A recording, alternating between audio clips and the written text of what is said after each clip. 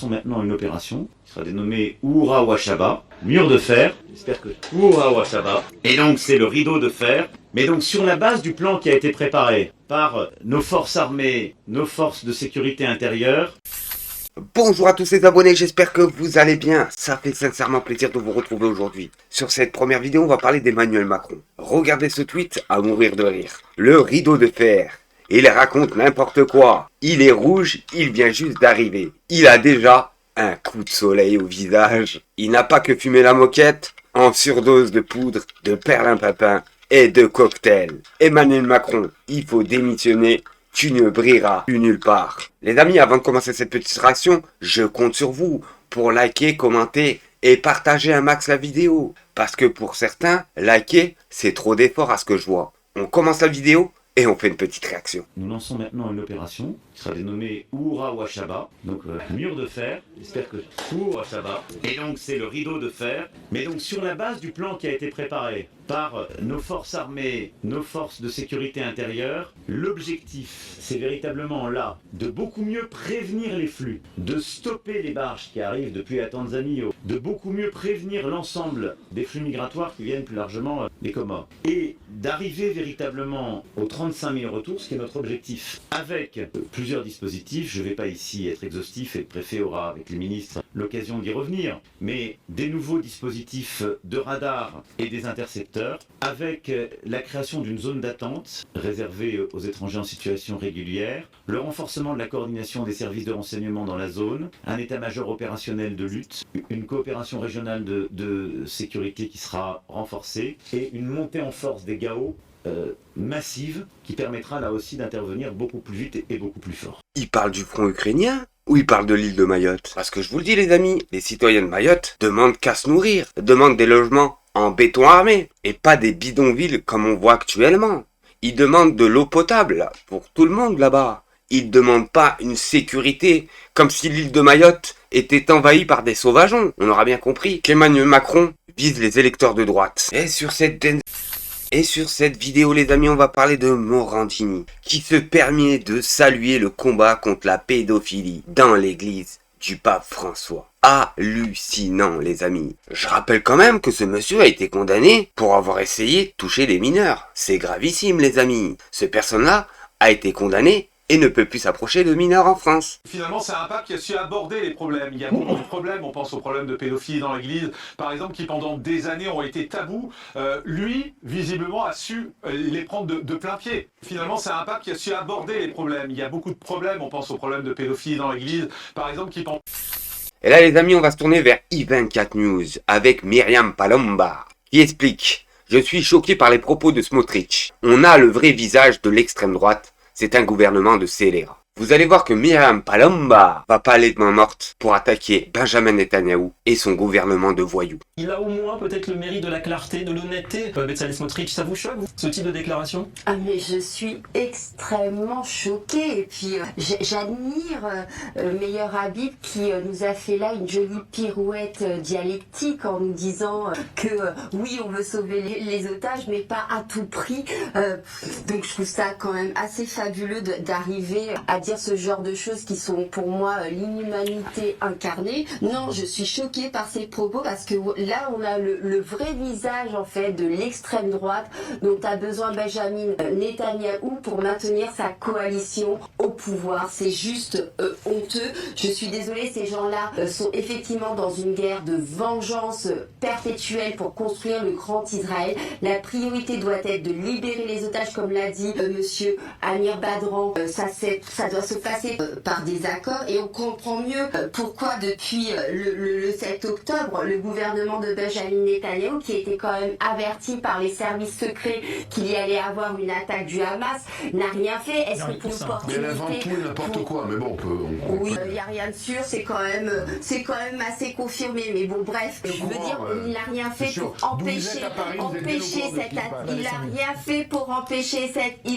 fait pour empêcher cette attaque et du coup, ça lui donne juste la justification d'aller en croisade. Je trouve ça inhumain, dégueulasse, et que Monsieur Meyer Habib continue à justifier de tels propos, c'est juste Mais dégueulasse. sur la question de fond, bien, qu'on le veuille ou non, à force de répéter tout haut qu'il n'y a rien de plus important que libérer l'otage, mécaniquement, on incite le Hamas à augmenter le prix, voire à prendre ultérieurement d'autres otages, d'autres prises d'otages à l'avenir. C'est un petit peu ça la question, au-delà de la déclaration osmotrice, c'est ça le Mais débat. on peut... Non mais d'accord, mais je veux dire, il y avait des accords. Il y avait un processus avec plusieurs phases. Il s'avère que le gouvernement de Benjamin Netanyahu ne répond que par la force militaire. Comme je vous l'ai déjà Parce dit, qu'ils il ne comprennent que répond ça. jamais de façon politique Ils et croient. diplomatique. C'est les autres options, Dans c'est cette, ça. il y avait la deuxième, mais arrêtez avec qu'ils ne comprennent que ça. Oui. C'est n'importe quoi. Oui. La priorité, je suis désolée, il y a des familles qui attendent leurs enfants ou Et les c'est pour ça qu'on va perpétuellement libérer en guerre. l'écrasante Vous majorité des refusez otages, d'avoir un les État femmes, les enfants, palestinien. etc. Vous n'avez qu'une envie,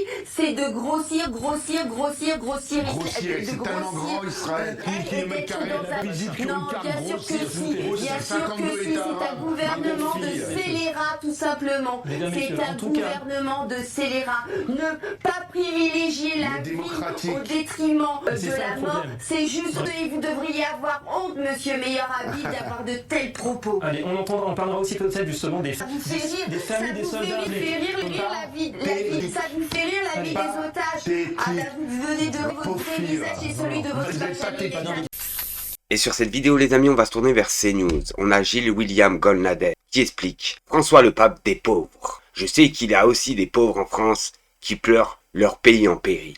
Ces personnes-là ont aucune humanité. C'est hallucinant les amis. Le pape est mort hier. À la minute même, ils sont montés au traîneau des médias pour l'insulter. C'est gravissime. Et en expliquant en plein direct que ça serait François le pape des pauvres, oui les amis, il le cachait pas. De toute façon, Jésus était bien pour les pauvres, si je me trompe pas. Gilles William Golnadel. Écoutez, je ne sais pas si le fait que je ne sois pas catholique me contraint ou me libère. Le fait est que depuis que l'Église n'est plus en majesté en France et que les clochers sont en péril, je me sens très proche des chrétiens. Ce qui n'était pas le cas avant, à vous dire le vrai. Et les propos de mon cher Philippe, écoutez, je les fais pratiquement tous miens, notamment quant au fait qu'il ne semblait pas gêné par l'islamisation de l'Europe et qu'il avait effectivement boudé pour le moins la France et sa référence à Marseille, je la fais mienne, mais encore plus profondément peut-être. Et c'est ce qui me sépare de ce pape. Vous dites tout le monde le disait, le pape des pauvres. Mais moi, quand je l'entends parler de Lampedusa, quand je l'entends à Marseille dire beaucoup de choses sur les migrants, je sais qu'il y a des pauvres en France aussi. Je sais qu'il y a des pauvres Français en France qui pleurent leur pays en péril. Et ça, je n'ai pas beaucoup entendu dans la parole papale. Voilà ce que je veux dire. Et on va voir ce que les internautes ont écrit. Il est décédé il n'y a même pas 10 heures. Fais-nous pas chier, Golnadel. On a Guillaume Odile qui écrit « Bien vu, monsieur Golnadel, pourquoi pas un pape noir ?» Voilà, les racistes au créneau, c'est gravissime. Franchement, c'est gravissime. On a Farah qui écrit « C'est vrai que monsieur Golnadel est au-dessus de tout ça. Même le pape n'est pas assez bien pour lui. 3 petits points. À partir du moment où il ne passe pas comme lui, 3 petits points. C'est couru d'avance, effectivement. De toute façon, hein, si on ne suit pas leur idéologie... bah voilà, hein, ils sont contre nous, c'est ça comme bonjour. Hein. Eux, ces personnes-là, en fait, ils ont un but, c'est déstabiliser les pays, qu'on marche tous derrière eux, c'est ça comme bonjour. Alors, on a Patrick France qui écrit, il a raison, on fait passer les autres avant les nôtres. Ça, c'est un fait pour une vérité, c'est clair et net. Celui qu'il nous faudrait, c'est le cardinal Robert Sarah pour sauvegarder notre civilisation en danger. Voilà. Voilà les amis. Ça c'est ceux qui mangent BFM TV matin, midi et soir. C'est bon, c'est bon. Ils aiment bien manger la merde. C'est simple comme bonjour. Bref, on a Serge38 qui écrit « Ils nous ont gonflé toute la journée avec la disparition du pape islamique. » C'est gravissime. Voilà. Voilà comment on traite un clergé ou je sais pas comment on appelle ça. C'est hallucinant. Franchement, c'est hallucinant.